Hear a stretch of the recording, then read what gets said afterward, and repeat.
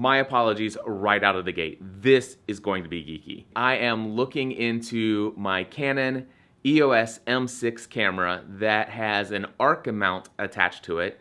That is sitting inside of a ARCA Swiss bracket, which is attached to a flash bracket extension arm that's holding my Videomic Pro from Rode. And that flash bracket has an ARCA Swiss mount on it, which is in an ARCA Swiss bracket that is actually attached to a selfie stick. And if that sounds geeky, it's just the beginning of my weekend. First off, my office is a bit of a disaster right now. Boxes from Amazon all over the place. There are bits and pieces of camera gear that I've acquired over the last couple weeks. And the problem is that I started acquiring all of this gear just before this current session of podcasting A to Z started. The problem with that is that I've been eager to actually play with all of this stuff, but serving my podcasting A to Z students comes first and foremost during my work week, and as a result of that, I'm limited to playing with all this new stuff during the weekend. And there is one big problem with putting off playing with all this stuff that's come in, and that is the accumulation of the learning curve for all of these new different items that I've purchased. Now, to give you guys an example of what I'm talking about when it comes to learning curve, I've already talked about this previously, but I got this amazing Canon EOS M6 camera, and I absolutely love it. One of my favorite features is the fact that it has a flip-up lens, and I'm able to see if I'm in frame at all times, which is excellent. But the first question I had was, how am I going to get professional grade audio quality from this camera? Now, it has decent onboard microphones built into the top up here, but I wanted professional audio quality. And I've already talked about in a prior vlog post that I found after some research, the Rode Videomic Pro, and yes, it's got a built-in hot shoe, and yes, I could just plug this right into the side over here, which is excellent. And there we go, I can sit there and go like this. The only problem is now the flip-up lens. And in vlog episode number 98, I talked about the fact that I found this flash bracket that would allow me to extend the microphone off to the side and then attach the bracket to the camera below. But the problem that I ran into next is, how do I get my battery and my SD card out when I have that flash bracket on there? And the flash bracket had to be screwed off and screwed on anytime I wanted to replace the battery. Now, I had already discovered at this point that Joby had this amazing quick release mounting bracket and mounting plate. This is called ARCA Swiss, which is an amazing standard, and I absolutely fell in love with it. And my research led me to a special thing that I found on Amazon. And this right here is a Photocy LP 25mm small quick release plate for ARCA Swiss. And that, my friends, is what you see right here mounted onto the bottom of my camera. And with this 25mm ARCA Swiss plate, boom, complete open access to my camera's battery and SD compartment. And to make everything as super simple as possible for me, here's what I've done.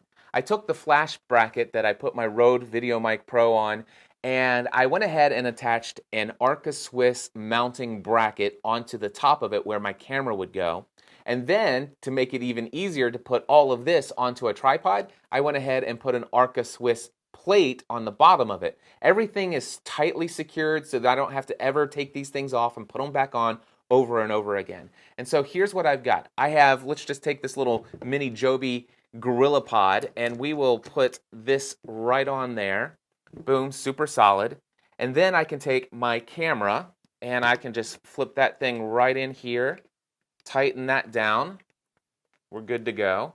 And then I can open up my side compartment here. I'm going to just plug in the audio cable right in here somewhere. There we go. And boom, voila. I can flip up my camera screen and I can be vlogging like this, no problem at all. And the best part is, check this out. I can release that and battery out, battery in, no problem at all. Absolutely perfect. But yeah, that was learning curve number one. Now here's the situation. If it wasn't for that first learning curve, I would have never discovered the ARCA Swiss mounting system. And that is going to revolutionize the way that I do my video productions, because it's going to be simple to take one camera from one tripod to another tripod to a selfie stick, swapping things in and out, super simple. Let me give you an example. One of the things that I've done is every selfie stick that I have now has an ARCA Swiss mounting plate on the bottom of it and an ARCA Swiss mounting bracket on the top of it. So it's as simple as this. I want to take this camera right off of here. I want to put it onto a selfie stick. I just go right like this. And boom, I'm ready to go selfie sticking. Is that a word? Anyway, that is cool. And if I want to, now you're not going to be able to see this up top, but if I want to put that on top of a tripod, it's as simple as that. And this stuff is super solid. I mean, I don't have to worry about it falling off. I mean, the ARCA Swiss standard, it has revolutionized everything. In fact, check this out. I'm going to set that camera down. I actually purchased this. This right here is a Crane M 3-axis gimbal for mirrorless cameras, and I've even got an ARCA Swiss plate on that, and so I can do that.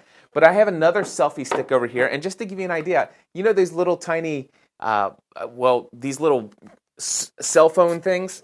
I can just pull that out of here, put my cell phone camera right up like this, ARCA Swiss on the bottom of it, and all I do, open that up,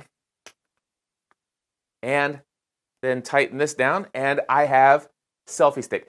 Everything now is ARCA Swiss. And because I've discovered this ARCA Swiss standard, it is going to make it super easy for me to swap out cameras from one tripod to another, to a selfie stick, to a Gorillapod, different camera angles. Super excited about what I learned as a result of that first learning curve. Now, my next learning curve is going to be teaching myself Final Cut Pro X for the Mac. In fact, you can see it right here. I'm actually teaching myself as I go. And I just purchased this. It's a $299 piece of software for the Mac. By the way, I already have a full subscription to Adobe Creative Cloud, which means I have Adobe Premiere Pro, I have Adobe Encoder, I have all of those other pieces of software. But after doing a lot of research and coming down to rendering time, which is a really big thing for me, I chose to go ahead and purchase the full Final Cut Pro X. Now, I've been using an iMovie prior to this, which is real super simple, but there were a couple things that were, they just didn't unleash the full power for me to do some things that I wanted to do. Final Cut Pro and of course Adobe Premiere Pro, both of those things would unleash the power for me to do all the things I want to be able to do in my video editing.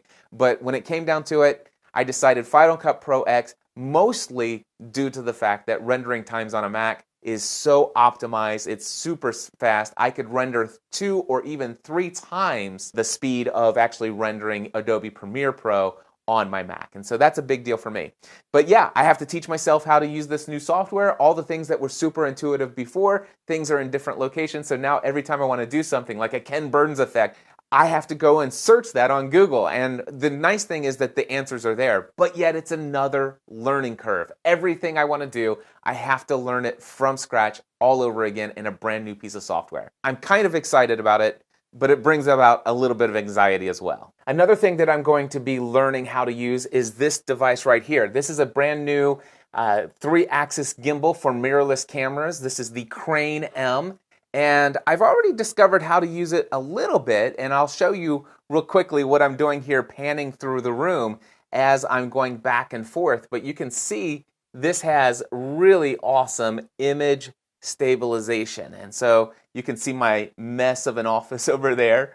But this is pretty incredible, but there are some different modes that go along with this that I haven't quite figured out how they work yet. Again, learning curve, things that I don't yet understand that are confusing. But yeah, when I actually get this thing all put together and figure out how I can use this in the different productions that I'm going to be doing in video, it's going to be pretty awesome. And well, there you go, my friends. That's a glimpse into what I'm working on this weekend, my own new learning curve. And the cool thing is I'm on the other side of so many other learning curves that I remember back, for example, when I learned how to use audio mixers and how do you hook those up to computers and digital audio recorders. I remember learning audio editing software. So I remember the overwhelm that I felt back then years ago.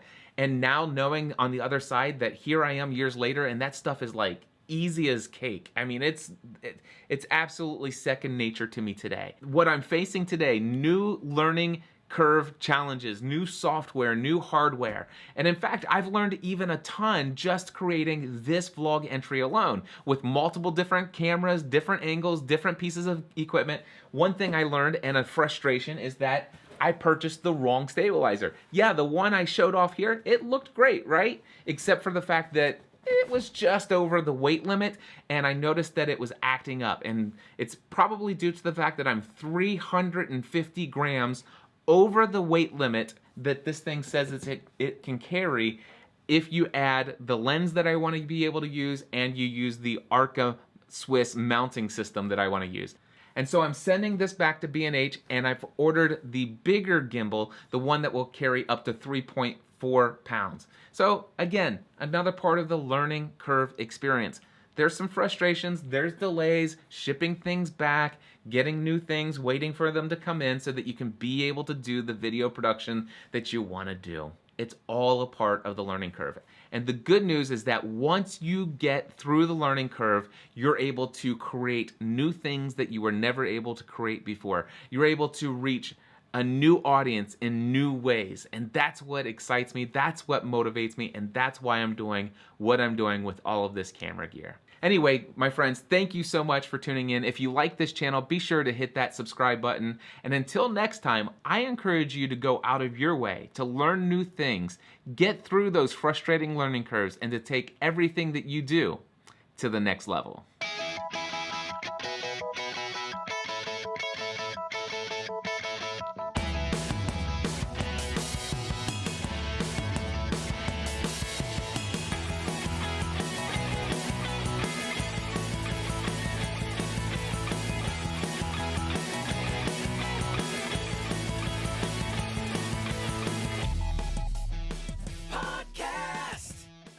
Some man.